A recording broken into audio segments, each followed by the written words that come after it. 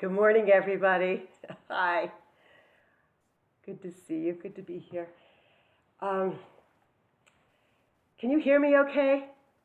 Everybody Yeah. here? Okay, okay, okay. So, the equanimity prayers that we heard at the beginning from Jan and John are aspirational. We recognize the challenges that make it difficult to live into these. Tornadoes hit, and Kentucky and other states were hurt badly. And some of those communities were devastated. So we imagine how difficult it might be for them today. And as serious as this is, it doesn't it doesn't mean that we stop saying these prayers or that we dismiss these aspirations. You kind of prepare these talks and then things happen and you reconsider what you want to say, and does it make what you have prepared seem irrelevant or somehow trivial? Having said this, I'm going to give the talk about the winds that I had prepared before the tornadoes hit. But I would like to take a moment before I step into this talk and just take a moment, recognizing what others might be experiencing right now.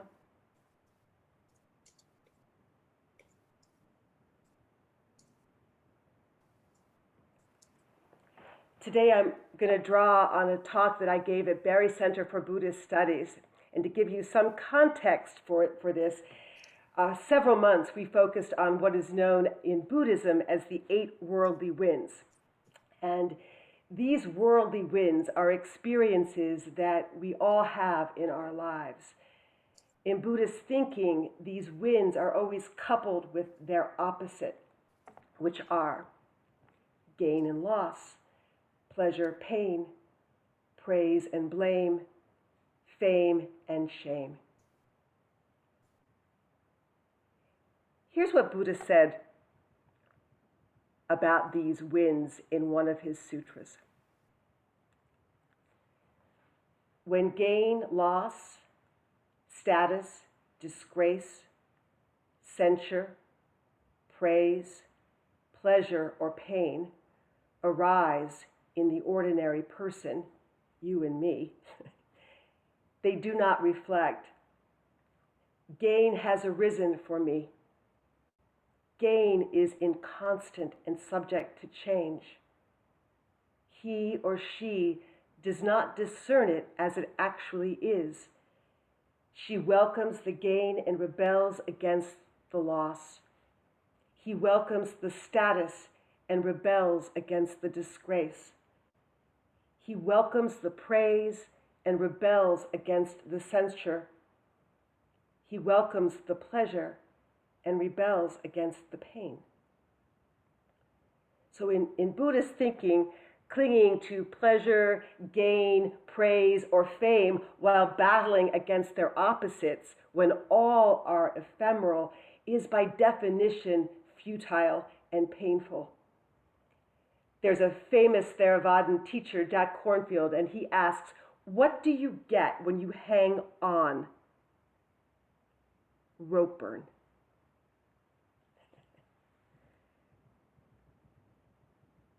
We are biologically wired to move toward what is pleasurable and away from that which is painful. It's natural. Whether it's a possession or status, reputation, relationship, health, we want to hold on to what we have. None of us want to be in the bottom third of our class, right? We don't want to be there. We want to be held in esteem. We want to be liked. We want to feel liked. These winds of gain and loss, praise and blame blow around us and through us. We are caught often in the turbulence of them. You might think about your relationship with them. These winds can be extreme or they can be really subtle. So subtle it's even hard to know they're here. We might feel an undercurrent of shame or an undercurrent of entitlement that we didn't even know was here.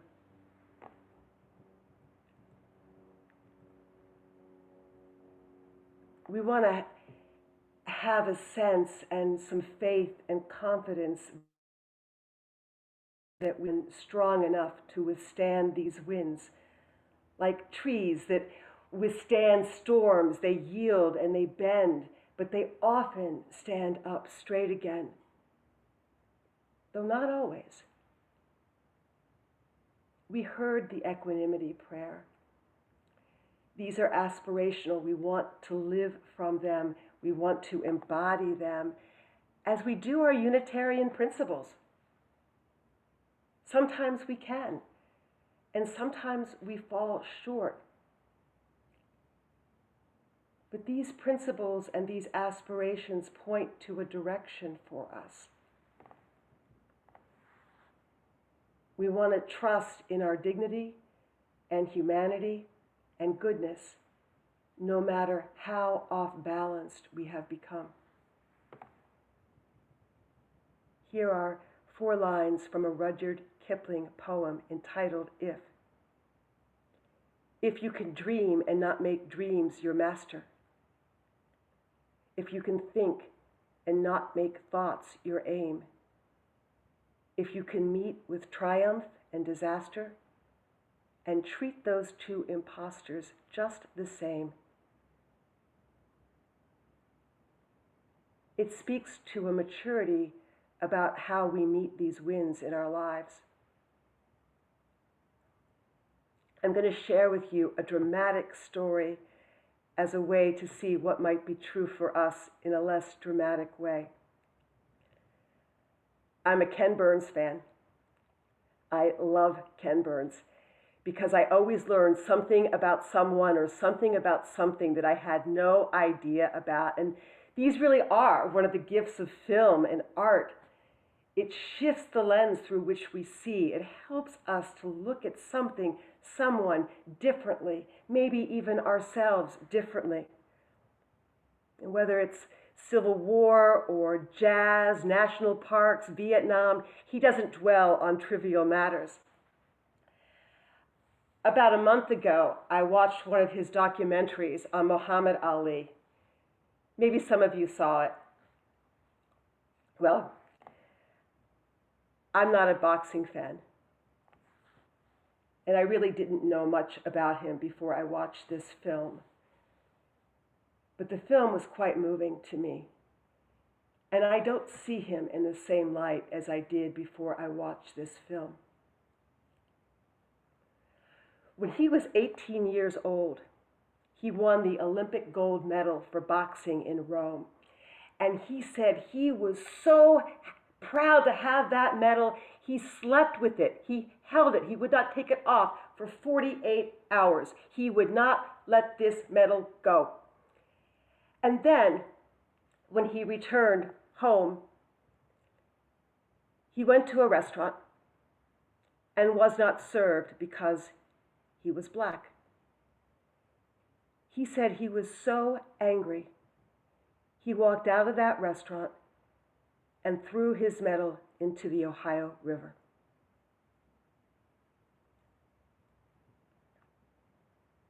A rejection of the hypocrisy of our nation's white system of values.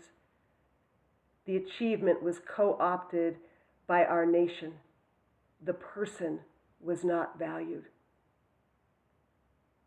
And these were some of his first reactions to the winds of fame and gain. Can we think about some of the ways that we confuse achievement with our personal value?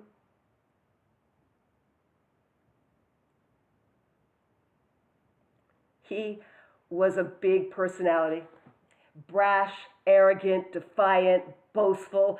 I'm the greatest. No, I'm even greater than the greatest. You say, I'm even greater than the greatest. That feels good to say that, actually. You might even give that a try, how that feels. It feels really good to say it.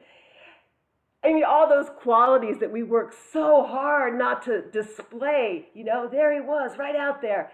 He was known for his social message of black pride and black resistance to white domination, and for refusing induction into the United States Army during the Vietnam War. And many viewed this as shameful, unpatriotic, and cowardly. He changed his name and renounced Christianity. He embraced Islam. In 1967, Ali was convicted of draft evasion, sentenced to 5 years in prison, fined $10,000, and banned from boxing for 3 years. He was stripped of his title. Gain and loss. The scene I want to highlight was when he was fighting Joe Frazier for the heavyweight title. And this was after the ban had been lifted. These men were fighting with everything they had. It may have been the most important sporting event of the decade, some may say even the century. It was a big deal because neither one had ever lost a professional fight. And people all over the world were watching, up early in the pubs in England and crowding stadiums to watch on big TV screens in cold, cold weather, and soldiers in Vietnam around small radios. It was a big deal. Frazier won that fight. He could not walk out of the ring on his own. He lost his capacity to urinate, and he was hospitalized for 10 days. Ali was taken to the hospital, and they wanted him to stay the night. But he did not want to give Joe Frazier the gratification of knowing that he had put him into the hospital. Of course, we know this, right? I don't want you to see how vulnerable I am to your words or your rejection or your judgment. I don't want you to see how hurt I was. We know this. Ali was interviewed the next day, and he was very subdued. He was asked, "What does it feel like to lose the only professional fight you have ever lost?" And he paused, and he said, "I'm just a man who lost a fight. And it's important for me to accept this with some dignity so that people watching will be able to handle their losses with some dignity too. I'm just a man who lost a fight." Imagine how this feels. We know how this feels. We've all suffered blows to our esteem, sense of who we are. There's something so powerful and poignant about this, those moments when we can just touch into our vulnerability, humility, and everything else just falls away. The losing, while painful, can be a great gift.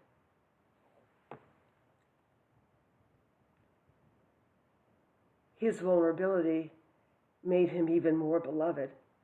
Not just that invincible, mean fighting machine who floats like a butterfly and stings like a bee, but very human. Losing stings. Decades later, Ali was asked to carry the flame, the Olympic torch. And he had been living with Parkinson's. His hands were shaking. This was a moving image. His hand is shaking as he carries the torch that represents the spirit and the effort to be the best, to be excellent. he exposed his physical deterioration. And it was a moment of triumph.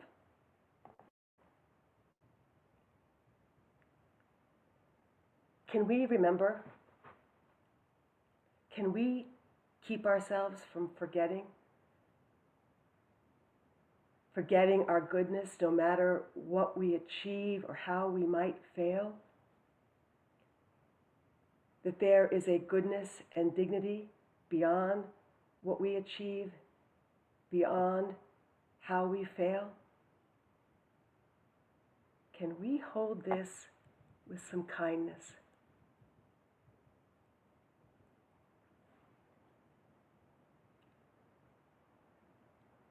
Thank you for listening. Before we stop, I want to just do a short little guided practice, if that's okay. Oh, is that okay with everybody? All right, good. Let me just get rid of this for a moment, and let's bring you guys up. And how I'd like to do this is, as part of this sit, just take a few moments and let your body tell you if it needs to stretch or open, or if you need an extra little cushion. I always sit with a cushion behind my back, and I sit with a cushion under my arms. So let yourself listen to the body. Let it tell you what it needs. What it needs. These bodies work really hard for us.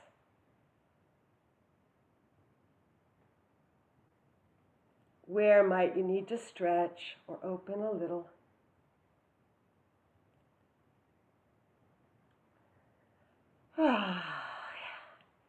And then when you're ready, come into a more settled position, whatever that is, whatever is comfortable for you. We want to optimize physical comfort as much as possible when we can. And your eyes can be open, they can be closed, whatever you prefer.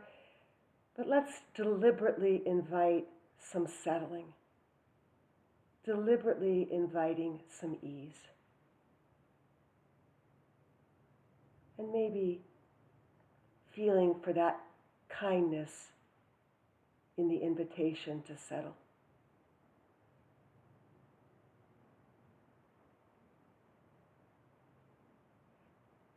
And taking a few deep, slow breaths.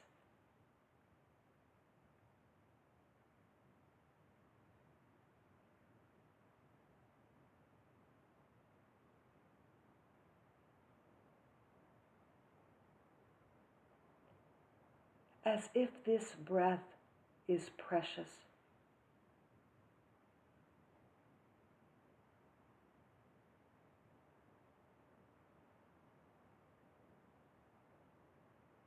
As if this breath matters.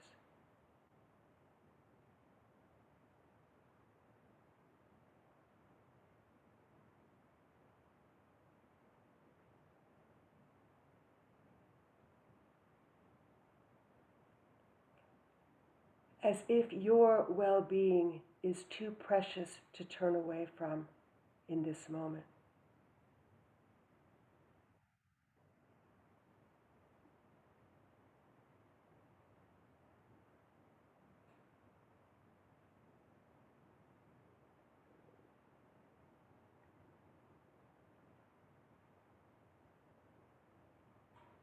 And you might take a moment to just bring the context of you sitting here with us and us here with you, making room for us to be here just as we are.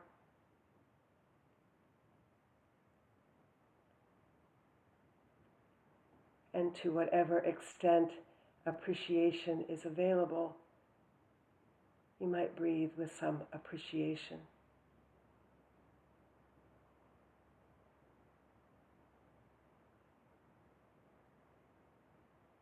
As if this breeze is a gentle breath. As if this breath is a warm breeze welcoming you home.